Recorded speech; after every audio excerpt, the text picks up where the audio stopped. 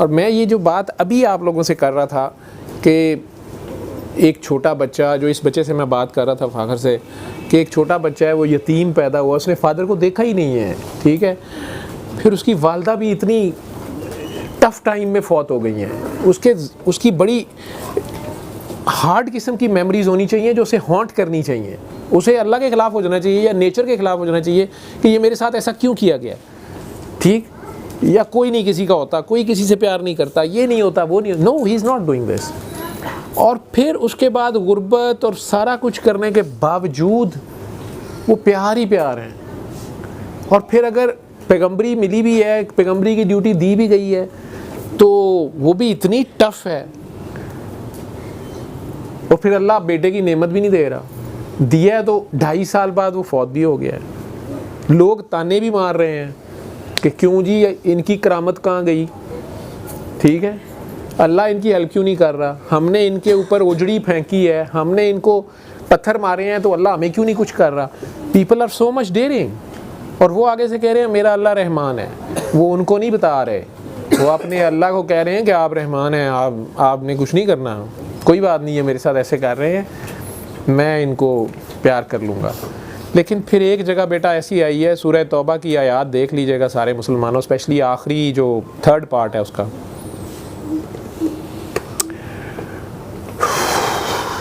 उसमें अल्लाह रहमान नहीं बना हुआ, वहाँ अल्लाह ने रहमान बिस्मिल्लाहिर्रहमानिर्रहीम नहीं लिखने दी।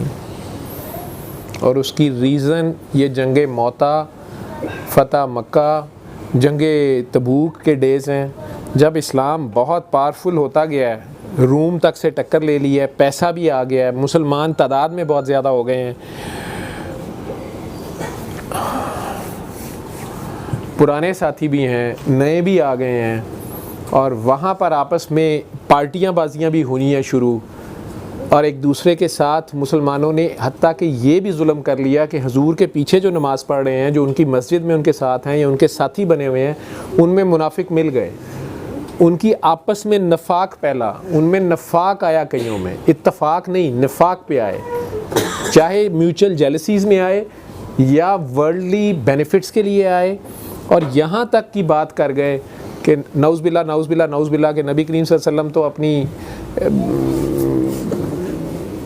कानों के कच्चे हैं, ये तो बड़े लोली क्रिएचर्स के साथ नौकरों की बातें सुनते रहते हैं, ये ग़ुलाम टाइप लोगों के अंदर खुश रहते हैं, ये सरदारों को हमारी बात ही नहीं सुनते हैं। अल्लाह की आयत उस मामले में बहुत टफ़ है। और उनमें से कुछ को अल्लाह ने नबी करीम सल्लल्लाहु अलैहि वसल्लम के सामने एक्सपोज कर दिया, उन्हें बता दिया। ग़ज़वा तबूक से वापसी पे कुछ मुनाफिकों के नाम तक अल्लाह ने बता दिए, उन्हें ये तक बता दिया गया कि फ़लाँ घाटी में आपको शहीद करने की कोशिश हो सकती है, ठीक है। ये वाक़यात हुए, लेकिन आपको इसमें खज्जल ख़राब करने के लिए जान के नाम इस तरह के बाद में डाले गए हैं कि उसमें आप आपस में लड़ना शुरू हो जाते हैं। आप उनके उन साथियों को मुनाफिक और गालियाँ देना शुरू हो जाते हैं जिनके बारे में वो नबी करीम सल्लल्लाहु अलैहि वसल्लम बहुत सेंसिटिव हैं। ये वो साथी हैं उनके जिन्होंने उनका कहीं साथ नहीं छोड़ा, पर्टिकुलरली जो बदर से पहले वाले हैं। हालांकि उनमें से जिससे गलती हुई भी है, अगर किसी ने कहा जी इसने तो मुखबरी कर दी, इसकी गर्दन मार दे, उन्होंने कहा तुम जानते नहीं कि ये बदर वाला है, तो ये और लोग हैं जो पहले वाले हैं, ये कुरान का फ़ैसला है। और हम उनके ऊपर भी पता नहीं क्या कुछ कह जाते हैं। तो मैं आपको ये बता रहा था कि मैं एक जगह पे एक मार्केट में था और वहाँ पे मैं अपना यूपीएस ठीक कराने गया हुआ था। पहले भी मैंने शायद वाक़या ये सुनाया है, इतना सेंसिटिव सा ये इशू है। और वहाँ मैं अपना वो मकैनिक बना रहा था, ठीक कर रहा था। जो दुकान वाले थे उन्होंने मुझे बिठा लिया, बुजुर्गवार मुझे जानते थे कि डॉक्टर साहब बैठे हैं, बड़े दिन हुए हैं, आप बात करें, ये अभी ठीक कर देता है ये वो। तो चूँकि वो मार्केट सी थी प्लाज़ा, वो अचानक सामने लड़ाई शुरू हो गई, सारे बाहर निकल आए। तो वो दो भाई लड़ रहे थे एक ही शॉप पे। तो फिर पता चला कि ये बड़े भाई की शॉप है, इनके अब्बू फौत हो गए, बड़े भाई ने ये रन किया है, छोटों को ऊपर लाया है, सारा कुछ किया। लेकिन एक छोटा भाई जो था वो बहुत ही एग्रेसिव था और वो पता नहीं हिस्सा मांग रहा था, रोज़ ही लड़ाई होती थी, वो मार्केट वालों को पता था। और उन लोगों ने बड़ी मुश्किल से वो लड़ाई छुड़ाई। तो उस छोटे वाले को उन्होंने सारों ने स्नब किया कि तुम गलत कर रहे हो, तुम्हारे भाई ने बहुत मेहनत की है, बड़ा सेक्रीफाइस किया है तुम लोगों को, सारों को यहाँ तक लेके आया और तुम अब ज़्यादती कर रहे हो, कारोबार ख़राब कर रहे हो, और उस जैसे वो कहता है वैसे चलो और वटेवर। वो जो भी उन्होंने मुझे कहानी थोड़ी सी ब्रीफिंग सी दी, मैंने भी छुड़ाने वालों में से मैं था, तो उसमें उन्होंने कहा कि ये असल में किसी लड़की के पीछे लगा हुआ है, ये कहता है मेरी बात शादी करो, और वो घर वाले मानते नहीं है, ये सबसे छोटा है अभी, तो वो कहता है जी मेरा हिस्सा दो, मेरे बाप का हिस्सा है, और वो कारोबार सारा, वो लड़ाई और जो भी था। तो अब वो बच्चे को पकड़ के इधर ले आए, छोटे को, वो बार बार तो गुस्से में काबू ही नहीं आ रहा था, बहुत उल्टी सीधी बातें कर रहा था। उसमें उसने जब वो हाजी साहब जो दुकान वाले थे जिसमें मैं बैठा हुआ था, वो उसको ग्रैब करके उधर ले आए, पानी शानी उसको पिला रहे थे, ठंडा कर दो। मैंने भी उसे कहा कि यार तुम 3 बार अल्लाह करके पानी पियो, या दुआ कराने की कोशिश की। तो मैंने कहा आप अल्लाह तो है ना, तब परेशान ना हो, क्योंकि वो अजीब था, वो झूठा, वो गलत इशू क्रिएट कर रहा था। तो वो अब कभी कहीं बात ले जाता था, कभी कहीं ले जाता था, सारी मार्केट को पता था, उनका शायद पुराना मसला था। तो उसने मुझे गुस्से से कह दिया, वो अल्लाह के बारे में भी कुछ बोल गया कि अल्लाह ने भी मेरे से ज़्यादती की है, मैं इतना सा था, मैं 15 साल था, तो मैं यतीम हो गया, तो अल्लाह ने जुल्म किया, तो इस जालिम भाई के पल्ले डाल दिया, फलां कर दी, जो भी उसने बोल रहा था। अब मैंने उसको स्नब करने के लिए, कूल डाउन करने के लिए, ठंडा करने के लिए, उसने मुझे कहा तेनों की पता है यतीमी की होती है, मैं 15 साल की उम्र यतीम। मैं कहा यार मैं 14 साल की उम्र में यतीम हो गया था, पता है मुझे। मेरा तू अमीरा का होएगा, फलाना होएगा, ढींगना होएगा, तू तेरे भरा इंज नहीं होंगे। मैंने कहा नहीं मैं बड़ा था। कहता देखिया ना तू आप बड़ा सा ना, तू माल खा गया सारा। अब वो इस तरह का उसका लेवल था। तो मैंने उसे प्यार से समझाने की कोशिश की। तो मैंने अपनी तरफ से सरकार की मिसाल देने की कि उससे ठंडा हो जाएगा। तो मैंने उसे कहा कि देखो तुम तो 15 साल की उम्र में यतीम हुए, तो एक बच्चा ऐसा है जिसको मैं जानता हूँ जो पैदा ही यतीम हुआ है, और उसके पैदा होने से थोड़ी अर्सा पहले उसके वालिद फौत हो गए हैं, फिर उसकी वालदा 6 साल की उम्र में फौत हो गई हैं। तो मैंने कहा उसको तो बहुत ही गुस्से, तुम्हारे से ज़्यादा गुस्से वाला बच्चा होना चाहिए, ठीक है। और फिर उसके दादा भी फौत हो गए हैं, और वो ताया के घर में पल रहा है, बकरियां चरा रहा है, ना कोई स्कूल कॉलेज है, पाँव में जूती नहीं है। अचानक एक आवाज़ आई, ओ एक कुत्ते बकवास ना कर। अब मैं डर ही गया, वो पता नहीं कोई शैब मारी भी उसने कि नहीं, मैं डर गया। वो इधर जो यूपीएस ठीक कर रहा था बंदा, उसने हाथ में एक बड़ा सा पता नहीं प्लास था क्या था, वो उठाया हुआ मेरे सर के ऊपर, और वो गुस्से से कांप रहा, बकवास बंद कर। मैं तो स्टन हो गया कि मैंने ऐसी क्या बात की और ये क्या कह रहा है। वो हाजी साहब ने उठ के फटाफट उसको पकड़ा, गुस्से में उसको भी कंट्रोल किया और उसे डांटा कि मैं तुम्हें फारक। उसने गुस्से से उनकी चीज़ भी फेंक दी जो भी उसने पकड़ी थी, कि मैं तेरी नौकरी से भी लानत करना फलाना। अब मुझे समझ ना आए मेरा क्या कसूर है। तो उसने बड़े गुस्से से कहा कि तुम्हें तमीज़ नहीं है सरकार का नाम, तू सरकार के बारे गल करना पे तू करके बात कर। I was just shocked.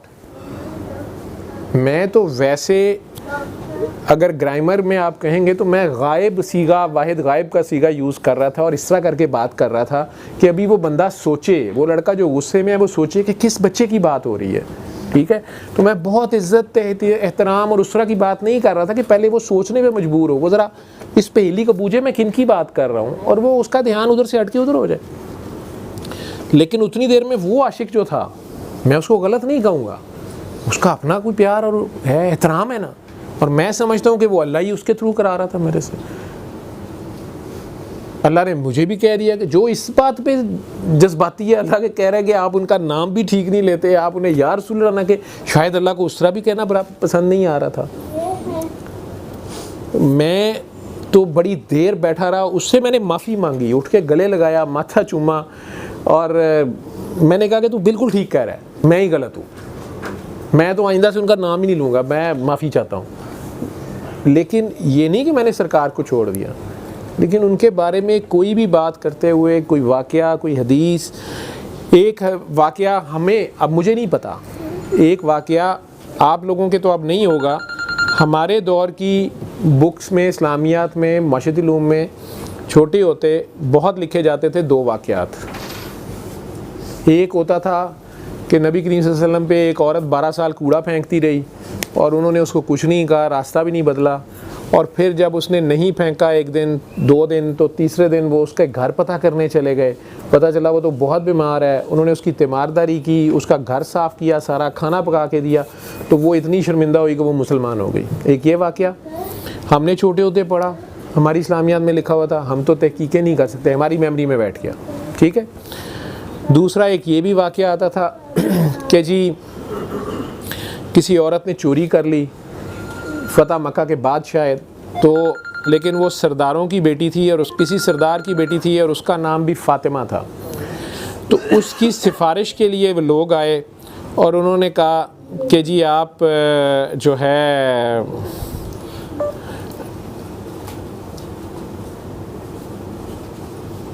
इसको माफ़ कर दें। तो सरकार दो आलम ने कहा कि अगर मेरी बेटी फ़ातिमा भी चोरी करती तो मैं हाथ काट देता हूँ।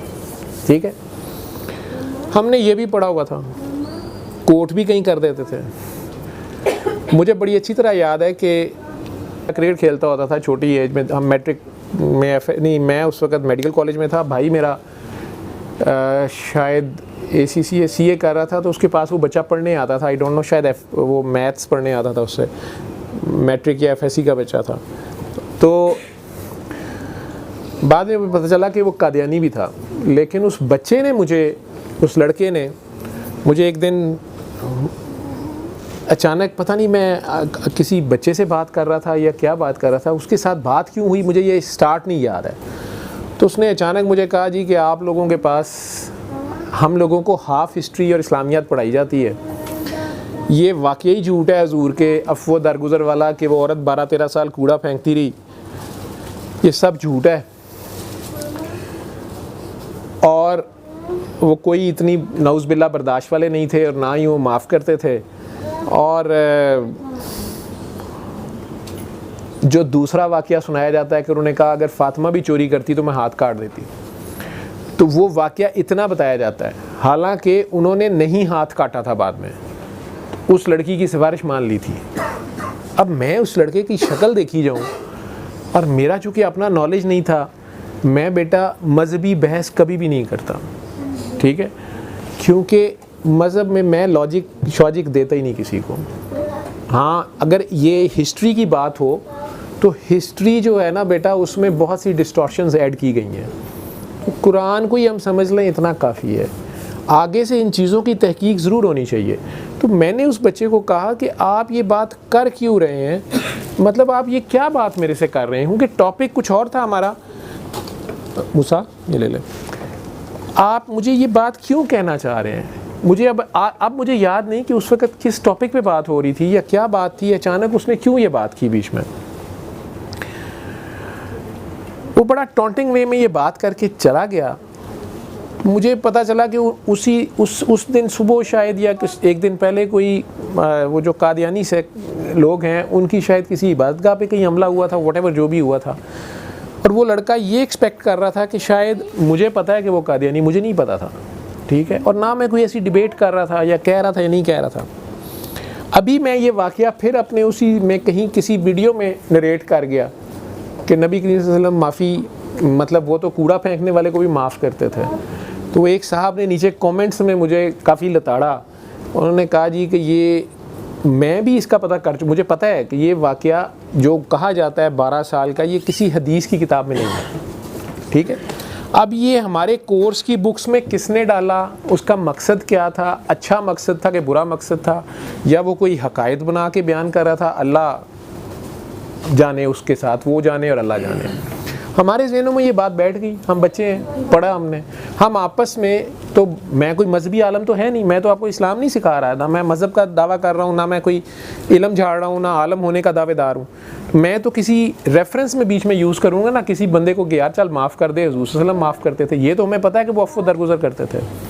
वो जी बेटा, हाँ, अल्लाह हाफ़िज़, जाओ।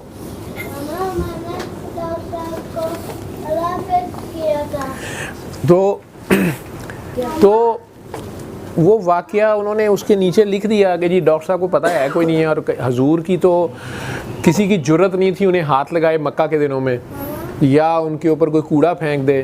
हालांकि मैंने तो ये भी पढ़ा है कि अबू लहब ने कोई ज़्यादती की थी, जिसके बाद वो आयतें आई कि अबू लहब के हाथ टूट जाए, या वलीद बिन मुगीरा शायद था जिसने बहुत सी उल्टी सीधी बातें की। अबू जहल ने उनके ऊपर ऊँट की ओजड़ी रखी, जिसे बीबी खदीजा ने आके उतारा। वो यही तो कहते थे कि कहाँ है तुम्हारा अल्लाह।